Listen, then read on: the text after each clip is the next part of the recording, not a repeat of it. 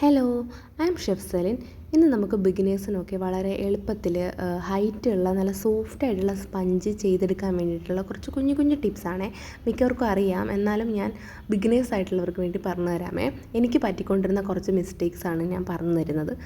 അപ്പോൾ ആദ്യം തന്നെ നമ്മൾ ശ്രദ്ധിക്കേണ്ടത് റൂം ടെമ്പറേച്ചറുള്ള എഗ്ഗ്, ബട്ടർ, മിൽക്ക് അങ്ങനത്തെ കാര്യങ്ങളൊക്കെ നമ്മൾ റൂം ടെമ്പറേച്ചർ ആയിരിക്കാൻ വേണ്ടിയിട്ട് പ്രത്യേകം ശ്രദ്ധിക്കണം. എന്താണെന്ന് വെച്ചിട്ടുണ്ടെങ്കിൽ റൂം ടെമ്പറേച്ചറിലുള്ള ഇൻഗ്രീഡിയൻസ് നല്ല സ്മൂത്ത് ബാറ്റർ ക്രിയേറ്റ് ചെയ്തെടുക്കും.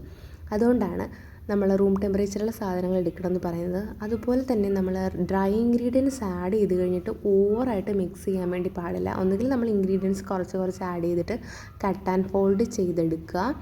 അല്ലെന്നുണ്ടെങ്കിൽ നമ്മൾ ബീറ്ററൊക്കെയാണ് യൂസ് ചെയ്യുന്നതെങ്കിൽ സ്പീഡ് വളരെ കുറച്ചിട്ട് ലൈറ്റായിട്ട് മിക്സ് ചെയ്ത് കൊടുക്കാൻ വേണ്ടി പാടുള്ളൂ. നമ്മൾ ഓവർ മിക്സ് ചെയ്യുമ്പോഴത്തേക്കും ആ സ്പഞ്ച് പ്ലഫി ആയിട്ട് വന്നത് ഫുള്ള് പോകാനായിട്ടുള്ള ചാൻസ് ഉണ്ട്. അതുകൊണ്ട് നല്ല സ്മൂത്തായിട്ടൊന്ന് മിക്സ് ചെയ്തിട്ട് എടുക്കുക. പിന്നെ അതുപോലെ നമ്മുടെ കേക്ക് എന്തൊക്കെ ചെയ്തിട്ടും ഇങ്ങനെ വരുന്നില്ല, ഭയങ്കര കട്ടിയിലാണ് വരുന്നതെന്നുണ്ടെങ്കിൽ നമ്മൾ കുറച്ച് ഓയിലും മിൽക്കും ആഡ് ചെയ്യാൻ ശ്രദ്ധിക്കുക. ഇല്ലെങ്കിൽ കേക്ക് ജെല്ല് ആഡ് ചെയ്ത് കൊടുക്കുക. കേക്ക് ജെല്ലിനേക്കാളും കൂടുതൽ നല്ലത് നമ്മൾ ഓയിലും മിൽക്കും ആഡ് ചെയ്ത് കൊടുക്കുന്നതാണ്.